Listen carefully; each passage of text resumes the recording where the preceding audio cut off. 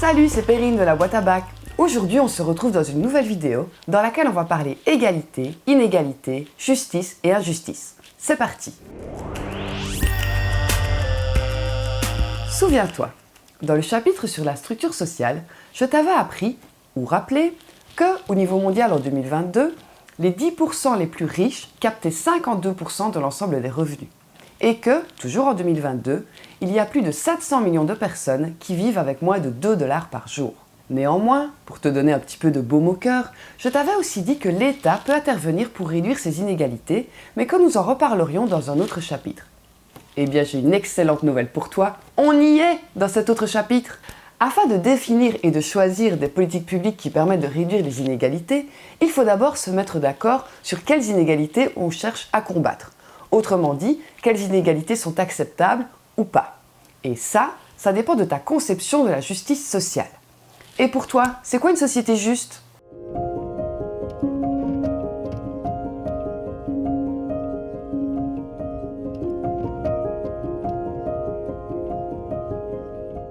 Aujourd'hui, on va d'abord essayer de comprendre les grandes évolutions des inégalités depuis le début du XXe siècle. Dans cette vidéo, nous verrons l'évolution des inégalités économiques, ainsi que les différentes conceptions de l'égalité et de la justice. Dans une seconde vidéo, nous aborderons les politiques publiques mises en place dans un but de justice sociale, et enfin, les limites de ces politiques. Je préfère te prévenir tout de suite, ce n'est pas le chapitre le plus facile du programme. Pour traiter un sujet de dissertation relatif à la justice sociale, tu dois évidemment maîtriser les notions théoriques, comme dans tous les chapitres, tu vas me dire, mais également des outils statistiques spécifiques à ce chapitre. D'ailleurs, on a créé une vidéo exclusive sur l'application La Boîte à Bac qui t'explique comment utiliser ces outils.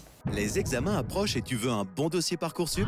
Pas de panique. Nous avons créé l'appli ultime de révision pour les lycéens. L'appli La Boîte à Bac, c'est une nouvelle expérience de l'apprentissage qui s'adapte à ton profil et à ton niveau grâce à notre algorithme. Tu y trouveras des quiz, des cartes mentales, des vidéos de méthodologie et de cours, des fiches de résumé ou encore des défis entre amis pour gagner des niveaux, des badges et bonifier ton avatar. Le tout rédigé par les meilleurs professeurs. Alors ne perds pas de temps et télécharge-la gratuitement sur Google Play et l'App Store. En plus de maîtriser les savoir-faire et la théorie, il faut aussi avoir une bonne culture générale pour la partie sur l'action publique. Mais ne t'inquiète pas, je suis là pour simplifier tout ça au maximum, rien que pour toi. Et oui, je suis quelqu'un de généreux. Plongeons-nous sans plus attendre dans ce sujet passionnant et ô combien d'actualité. Mais avant tout, petit rappel. Qu'est-ce qu'une inégalité ? Une inégalité est une différence qui procure un avantage ou un désavantage et qui entraîne donc une hiérarchie entre les individus. On distingue les inégalités économiques qui renvoient aux ressources matérielles, salaire, revenus du capital, patrimoine, des inégalités sociales qui renvoient aux ressources socialement valorisées, comme le pouvoir, l'accès aux loisirs ou encore le niveau de diplôme. Enfin, il y a aussi les inégalités en matière d'accès aux soins de santé, d'espérance de vie, d'accès à la culture, de représentation politique, etc. On dit donc que les inégalités ont un caractère multiforme ou multidimensionnel, mais également un caractère cumulatif, ce qui signifie que certaines inégalités peuvent en entraîner d'autres. Par exemple, un individu issu d'une classe sociale favorisée bénéficiera non seulement du capital matériel de sa famille, mais il aura également un capital culturel élevé, ce qui favorisera sa réussite scolaire, laquelle l'aidera à obtenir de revenus élevés qui lui permettront de se faire un beau patrimoine qui lui fera gagner encore plus de sous. L'inverse se vérifie aussi, et cela a même des conséquences sur la santé. Songe au fait que les ouvriers ont un risque de mort prématurée plus important. En effet, ils ont 18% de chances de mourir avant 65 ans, alors que ce risque n'est que de 7% pour les cadres. Les catégories favorisées cumulent donc les avantages et, à l'opposé, les désavantages des classes populaires se renforcent mutuellement, ce qui accentue la polarisation de la structure sociale. L'évolution des inégalités économiques. Ces dernières années, de nombreux travaux se sont penchés sur l'état des inégalités économiques et leur évolution depuis le début du XXe siècle. Ils mettent en lumière le fait que la part de revenus détenue par les plus riches a fortement diminué depuis le début du XXe siècle jusqu'à la fin des années 70, réduisant ainsi les inégalités entre les plus fortunés et le reste de la population. Plusieurs événements expliquent cette diminution des inégalités. Tout d'abord, la Première Guerre mondiale qui a réduit le patrimoine des plus fortunés. La crise de 29 est gentiment passée par là et a fait fondre le capital de millions de personnes aux États-Unis et en Europe. Ensuite, la Deuxième Guerre mondiale en a rajouté une couche. La forte inflation après la Deuxième Guerre mondiale a, elle aussi, mis à mal le patrimoine des plus fortunés. Décidément. Sur la même période, et plus spécifiquement durant les 30 Glorieuses, la période de forte croissance économique a conduit à une hausse du niveau de vie global, permettant ainsi à de nombreux ménages d'améliorer leurs conditions de vie. Enfin, certaines politiques publiques, dont la mise en place de l'impôt progressif en 1914 en France et le développement de la sécurité sociale après la Deuxième Guerre mondiale, ont permis un partage plus équitable des revenus. Un réel progrès social. Néanmoins, depuis le début des années 80, la tendance s'est inversée et c'est la cata. Pas besoin de me croire sur parole, il suffit de lire les travaux de Thomas Piketty. Ou, si t'as pas le temps parce que le bac c'est dans 3 jours et que tu es à la bourre, tu peux simplement retenir l'info-clé de ce graphique qui nous apprend que les ménages les plus fortunés ont capté une part de plus en plus importante du revenu national à partir du début des années 80. Et c'est le cas en Europe, aux États-Unis et dans d'autres pays développés. Mais pourquoi ? Comment ? Why ? Dans les pays anglo-saxons, on doit ce retour en force des inégalités aux politiques de Reagan aux États-Unis et de la Dame de Fer, Madame Thatcher, en Grande-Bretagne, qui ont mis en place des politiques fiscales très avantageuses pour les plus riches. Aux États-Unis, le taux supérieur de l'impôt sur le revenu est ainsi passé de 94% en 1944 à moins de 25% aujourd'hui, alors que l'imposition des ménages les plus modestes n'a pas diminué, au contraire. En 2018, les 400 plus grandes fortunes ont payé proportionnellement moins d'impôts que les ménages américains les plus modestes. Sur la même période, la part des recettes fiscales provenant des revenus des ménages ne cessait d'augmenter, alors que les recettes provenant des bénéfices des entreprises diminuaient à cause de l'évasion fiscale, mais aussi à cause d'une baisse du taux d'imposition, permettant ainsi aux détenteurs de patrimoine d'accroître leurs revenus. Depuis, cette politique fiscale en faveur des plus riches n'a pas vraiment été remise en question et les réformes mises en place par Donald Trump en 2017 ont même aggravé la situation. Il n'y a pas qu'aux États-Unis que la contribution des plus aisés a diminué au fil du temps. En France, on est passé d'un impôt progressif à 10 tranches en 1983, avec un taux de 65% pour la dernière tranche, à un impôt à 5 tranches aujourd'hui et un taux maximum de 45%. On peut aussi évoquer la réforme de l'impôt sur la fortune, certes très contestée. En 2017, il a été remplacé par l'impôt sur la fortune immobilière, qui, d'après un rapport du Sénat, a permis aux 100 contribuables les plus aisés de payer 1,2 million d'euros d'impôts en moins en moyenne. On attend toujours el famoso ruissellement promis par Macron. L'un dans l'autre, les ménages les plus aisés disposent donc d'un patrimoine de plus en plus important, ce qui leur permet d'augmenter leurs revenus, alors que les ménages les plus modestes, qui ne disposent que de leur revenu du travail, peinent à boucler les fins de mois. Bref, les politiques fiscales ont pris un léger virage à droite depuis quelques années, ce qui explique en partie la hausse des inégalités. Mais tout n'est pas de leur faute, non quand même. Le progrès technique et la mondialisation peuvent aussi expliquer ce phénomène. Je te renvoie à nos vidéos sur la croissance pour davantage d'explications à ce sujet. Même sans le progrès technique, la concurrence mondiale entre les travailleurs a entraîné une hausse du chômage dans les pays développés. La majorité des activités industrielles se délocalisant dans les pays moins développés où la main-d'œuvre est moins chère, appauvrissant ainsi les travailleurs chez nous qui perdent leur emploi. La dérégulation sur le marché financier initiée dans les années 80 a, quant à elle, permis une hausse des revenus du capital, les actions, les obligations. Les placements financiers ont alors apporté plus de revenus, augmentant ainsi les rentrées des détenteurs de capitaux. Enfin, l'actualité internationale de ces dernières années n'a rien arrangé. Guerre et catastrophes climatiques entraînant des déplacements de population. Pandémie mondiale immobilisant des secteurs entiers de l'économie pendant des mois. Et, parce que cela ne suffisait pas, une guerre entraînant des sanctions économiques et donc des hausses importantes de prix, notamment de l'énergie. Tout cela a eu pour effet une hausse spectaculaire des écarts de richesse entre les plus riches et les plus pauvres. Synthèse de cette première partie, 2 grandes tendances à retenir. La première moitié du XXe siècle est marquée par un recul spectaculaire des inégalités, dû notamment aux 2 guerres mondiales, mais aussi à l'apparition de l'État-providence et aux premiers mécanismes de redistribution. Néanmoins, la tendance s'est inversée depuis les années 80 et plusieurs facteurs ont favorisé l'accumulation des revenus du capital, augmentant les inégalités. La mondialisation, le progrès technique, la dérégulation financière ou encore des politiques fiscales très libérales. Alors, tu l'as compris, les riches s'enrichissent. Mais la question de ce chapitre n'est pas de faire ce constat, mais bien de se demander, est-ce que c'est bien juste tout ça ? La tétrazine. Une substance absolument inoffensive selon son fabricant, mais que l'OMS a classée comme cancérogène. Ça fait 3-4 ans que leurs lobbies font tout ce qu'ils peuvent pour détruire tous les programmes de santé publique de l'OMS. Parce que finalement, le top 1%, est-ce qu'il n'aurait pas mérité sa place au sommet ? Est-ce que toute cette richesse n'a pas été accumulée par du travail à la sueur de leur front ? Est-ce que c'est le rôle d'une société d'intervenir afin de corriger ces inégalités ?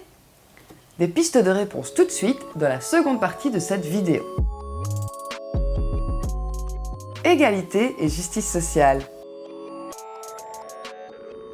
On l'a dit, une inégalité est une différence qui procure un avantage ou un désavantage et qui entraîne donc une hiérarchie entre les individus.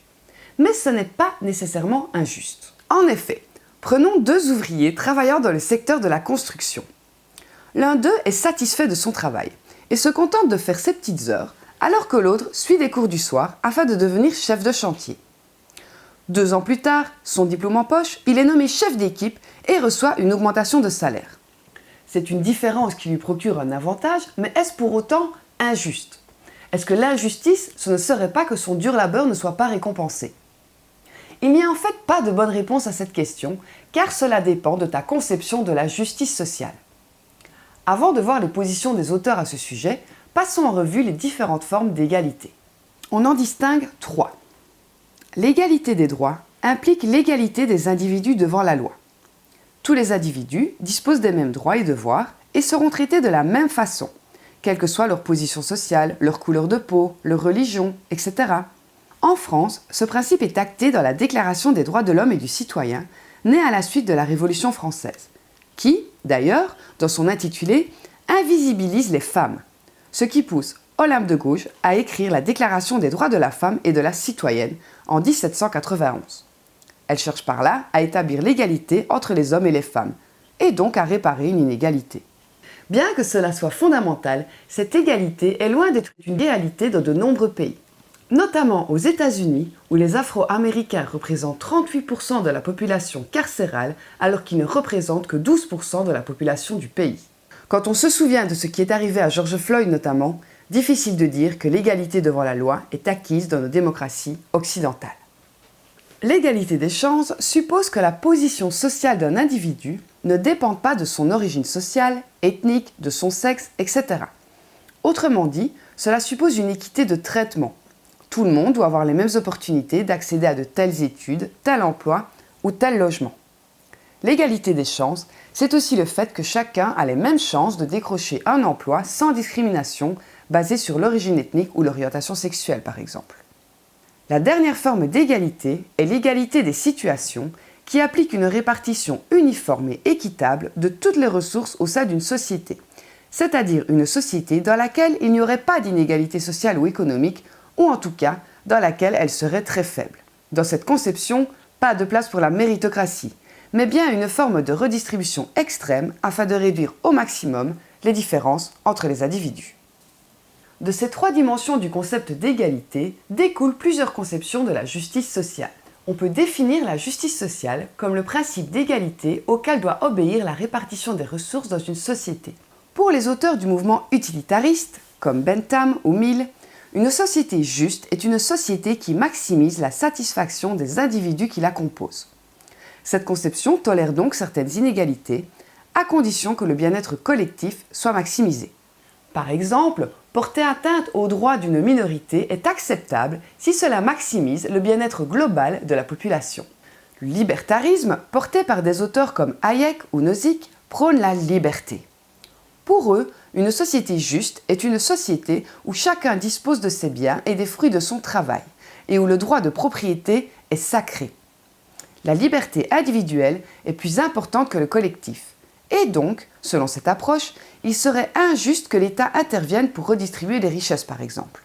Une inégalité des situations est donc totalement acceptable car elle résulte de transactions libres. John Rawls propose une approche de la justice qu'il nomme égalitarisme libéral. Pour lui, justice égale équité.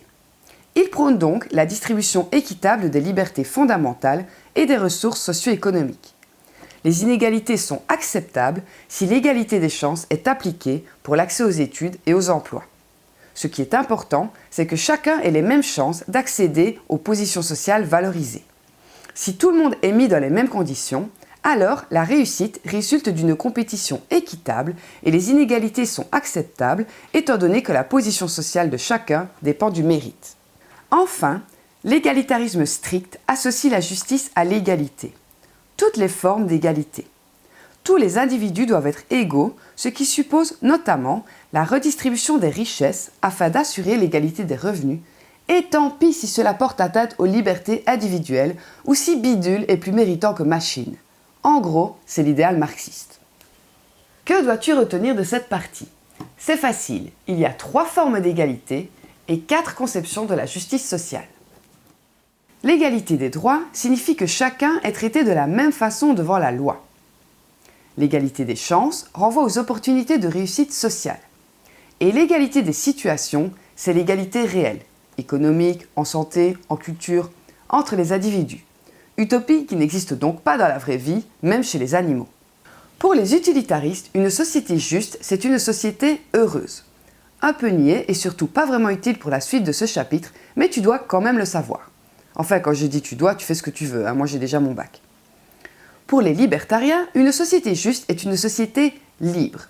Autrement dit, une société où l'égalité des droits est garantie, mais où l'État ne doit pas intervenir pour corriger quoi que ce soit.